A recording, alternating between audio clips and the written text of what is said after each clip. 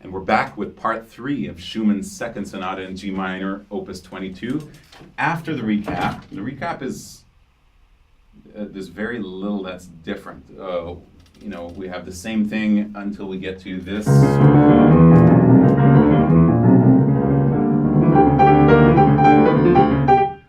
Which is pretty much the same.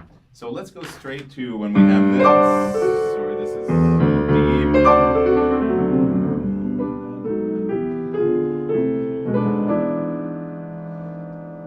It's not a bad idea to reserve a little bit of speed, since we're going to be getting faster and faster. It's already probably too fast anyway. This says as fast as possible. So rasch wie möglich means as fast as possible. But pretty much everyone I've ever played this for has always told me to think of this more as crazy as possible than as fast as possible. And that comes from the contours that you create and everything.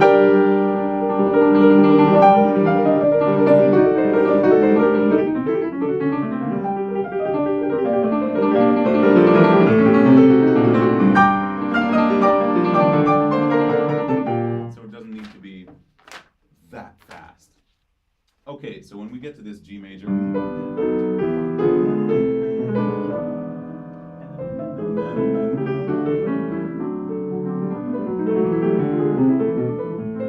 probably a little bit too fast to be able to do this accelerando. So if you can afford to, if it fits structurally with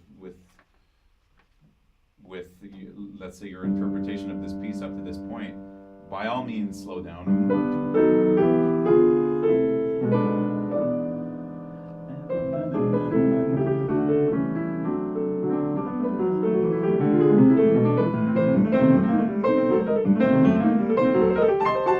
Exactly the same thing that we've had before. Now, fingering in the right hand is pretty easy. Left hand is a bit more challenging. Definitely the most sensible thing to do would seem to be to, when you get to this A, 3, 1, put back a 2 on here to be able to come down. That would seem like the most sensible fingering. Somehow I find it easier to leave the 3. So you finish with 4 here and jump and take this like this. It just seems that in the speed of the moment the easiest thing to do. So don't start accelerating yet. Stay in your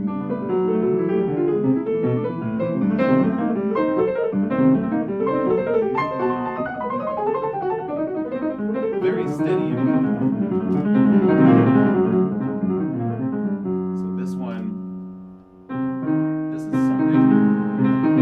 Should be more than the other one. Right? So maybe more at first and less after. Make something like this. Where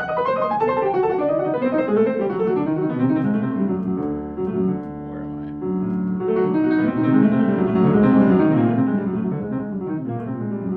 I? Now it's faster.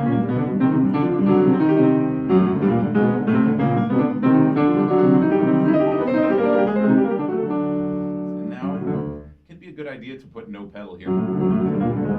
Very little.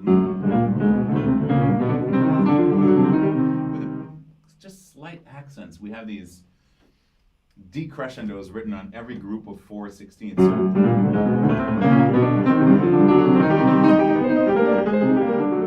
This is one thing. So we're building all the way up to this. And then again, maybe a little bit faster.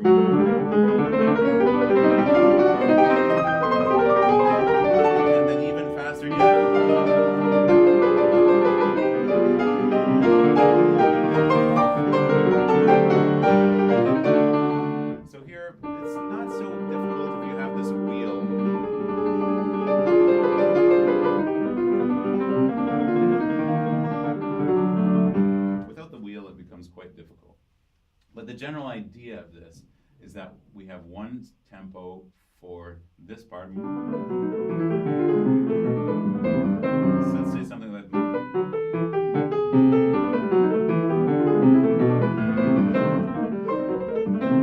and then this is a little bit faster.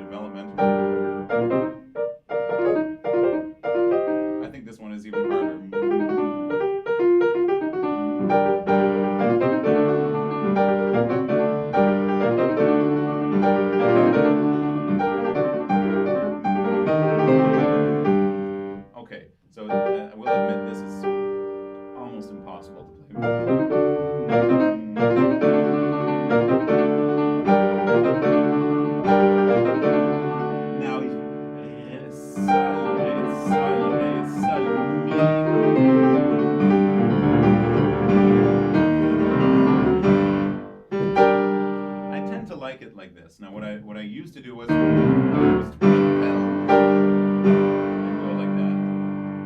But you know, why wouldn't he have written a half note here if he wanted that? Or even written pedal. There's nothing written. So I would accept to put pedal here, or even I never tried that. I'm used to putting it all in one pedal. But there's something nice about doing the rest before this. If this is too big, by all means break it, like in the beginning of the piece, same thing.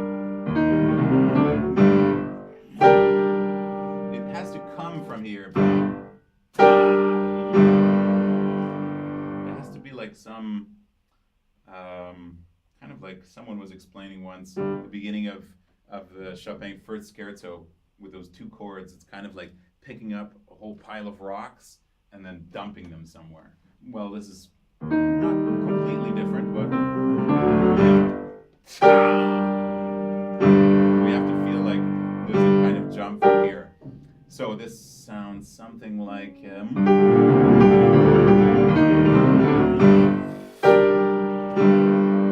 something like that. Is quite strong. And this really, really, really is,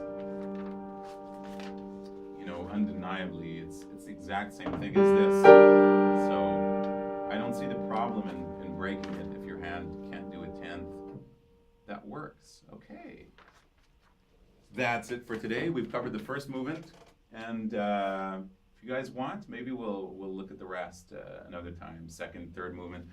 By the way, there is another fourth movement to this piece, which is this is the one that's usually played. There's another one that he wrote. Now we're having a little problem with this piano. Okay. He did write an original. It was written before. That was his second version of the fourth movement. He had written another one, which you can find a bunch of amazing recordings on YouTube, like Gilels and Horowitz.